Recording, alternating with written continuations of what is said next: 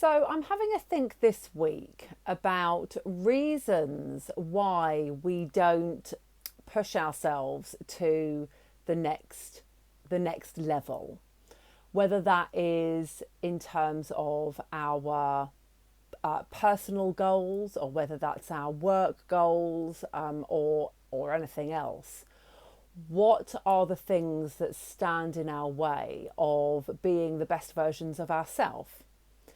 And something that I love to talk about, but I don't often talk very much about, is actually about fear of success. And fear of success is an absolutely legitimate fear that comes up for so many of us, but we don't realize it. We don't really think about it because it's fear of success in a way doesn't really seem logical, right? Like we are all striving in some way, shape, or form for the next level, to achieve the next thing, whatever that may be.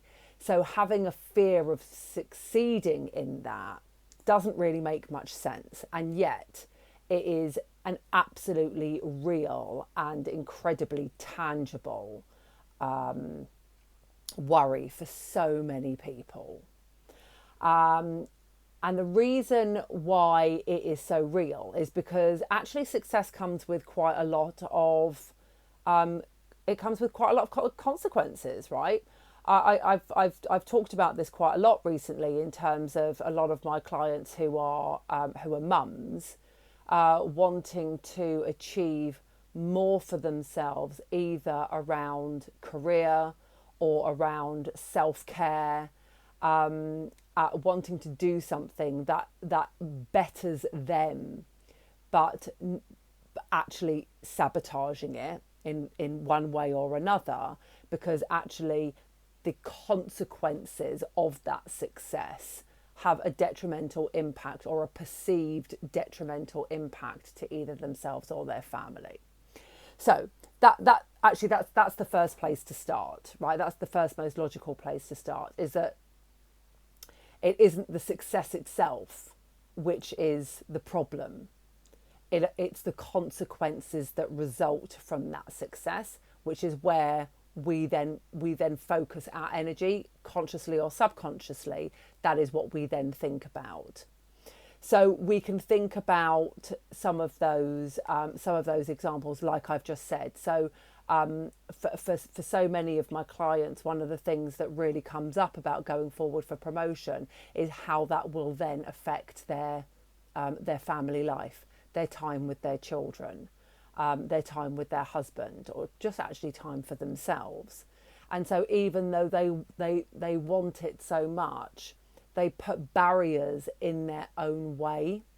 They create hurdles, or they create blocks, so that it doesn't have to, it isn't something that they then have to think about, right? It stops, and so therefore that problem then that figures itself out. I don't now need to worry about how I will do XYZ, because it's just simply not going to happen. Okay, so I'm going to run through just a couple of ways that will look. So it will look like I've said, creating barriers. It will look like just simply just not setting it, like literally shutting it down. Maybe an opportunity is presented to you in some way, but it's a non-starter. You don't even entertain it, or you entertain it for a very short time and then talk yourself out of it, because it's not possible.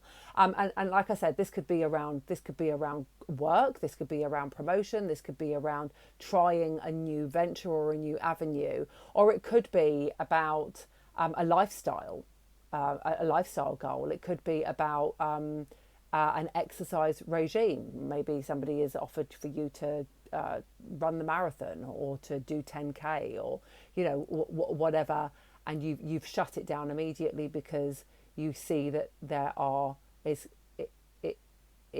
it's not that straightforward, right? The consequences of working towards that thing feel like something has to be sacrificed, or lost, in order to realize that goal or that ambition.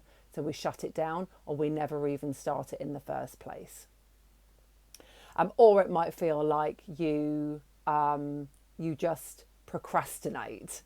So you set yourself, yeah, that would be really good, but I'm just not quite ready for it yet. I'll do that. I'll do that later. I'll do that when this has happened.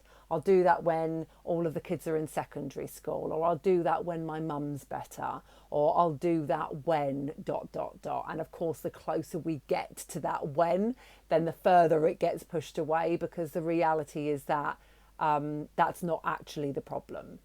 The reality is that there's something else going on for you, possibly an insecurity around what the consequences of that success might look like. So let's have a look at some of those consequences, because if one of these really resonates with you and helps you to kind of think about something in a different way, then that's what this is about. This is about helping you to realise, to shine the light on what is really a problem versus what you are thinking is a problem but actually isn't.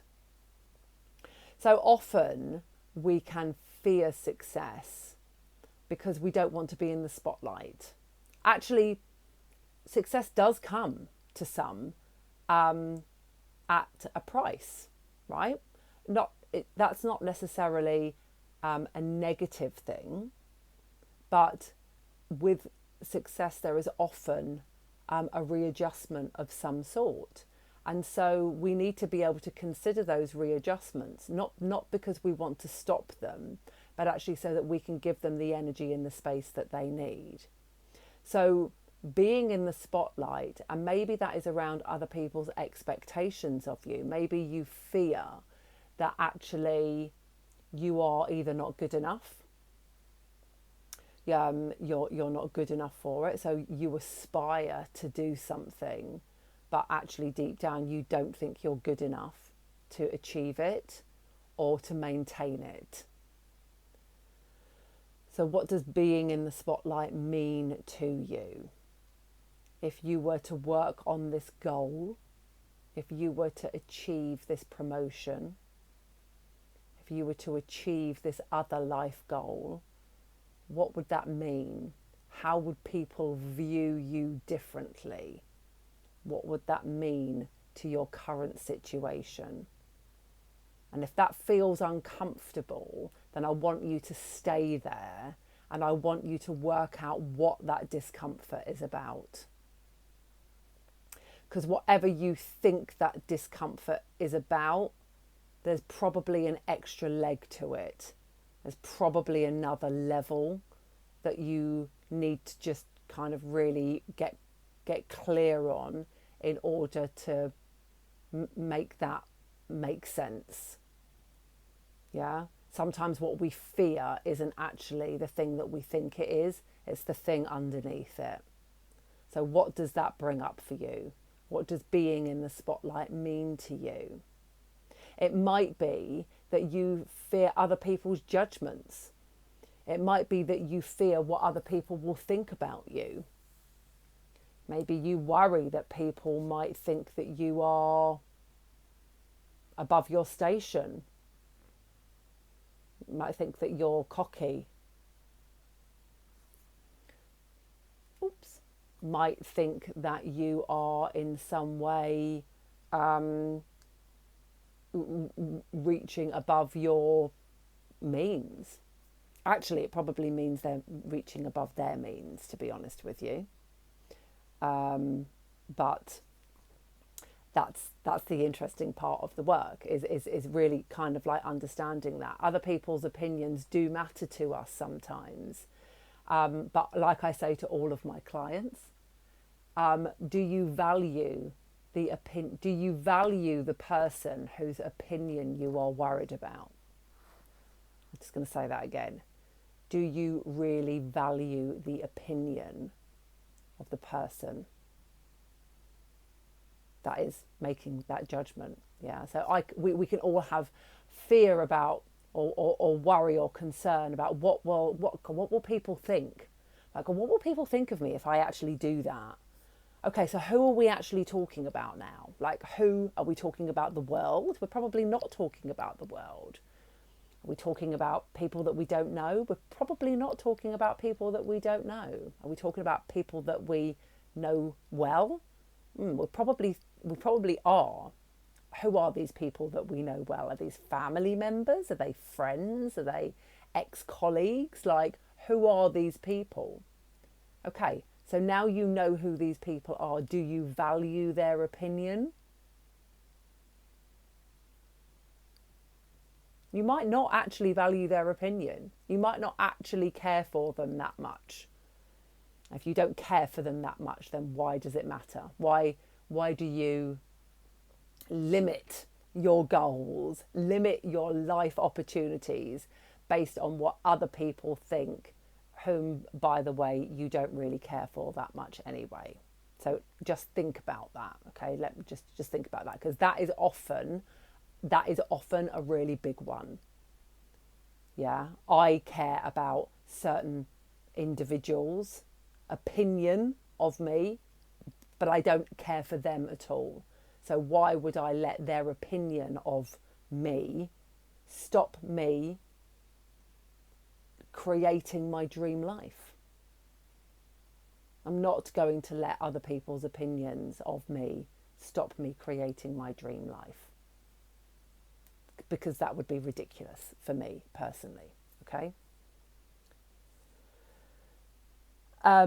Maybe one of the things that you are worried about is the complications of your lifestyle.